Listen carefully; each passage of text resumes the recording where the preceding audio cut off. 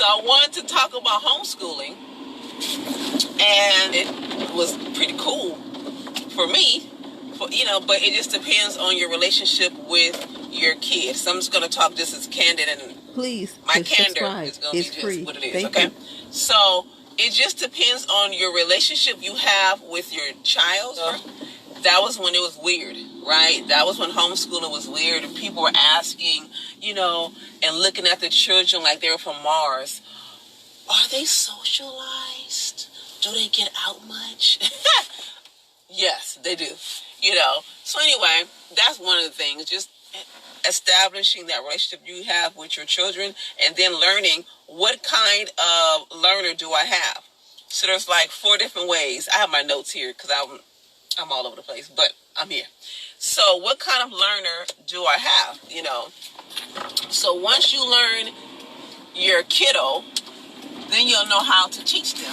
So if you have a child that you're just trying to sit them down and just go in and just teach them, that may not be the way that they learn. So let's talk about the different learners that we have. I'm sorry about kinesthetic. You guys know kinesthetic? Those are the textile kids. Those kids learn hands-on. Those are like your busybodies. Some of the time those are the boys, but it just depends again on your kids, right? So those are the ones who can't sit still long, and they gotta take breaks like all the time. And what else? And those are the ones who have very interesting writing. They're the ones who write like doctors. Those are the kinesthetic learners. They have to be like hands-on when they learn. And so if you're saying 2 + 3 is 5, they're like, okay, what let me touch it. So you have to have like 5 blocks. So then you'll say, you pull them and say, here's 3 blocks here, and then we're going to add these 2 here. So they have to touch it. You know what I mean? Those are the kinesthetic learners. We are the visual learners. Those are the ones who like to observe things. Those are the ones who need like the diagrams. They like graphs, and they retain information usually when they see it.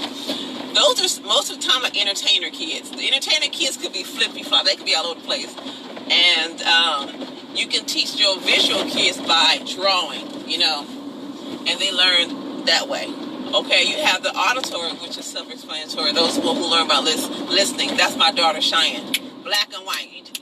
I just tell her something, she retains information, she repeats it, boom, that's it.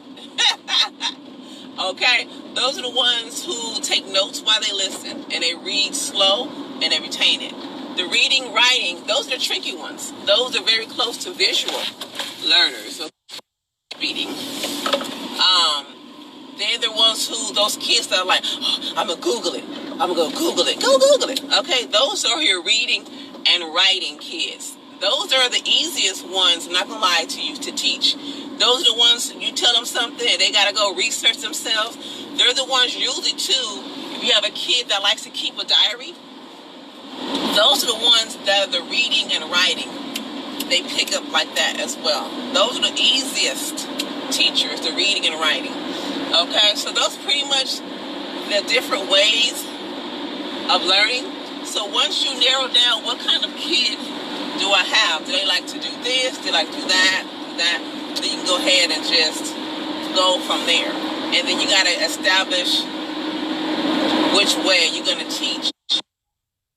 There's new people on here, you guys could DM me. I'm accessible, You can also DM if you guys have any homeschooling questions. What else? Anything like that, please, feel free. Feel free.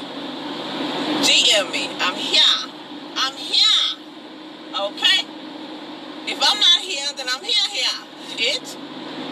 I know a lot of the moms, we are at home way more than we're usually at home, and we're spending more time with our kids. This is the way to get to know the kids.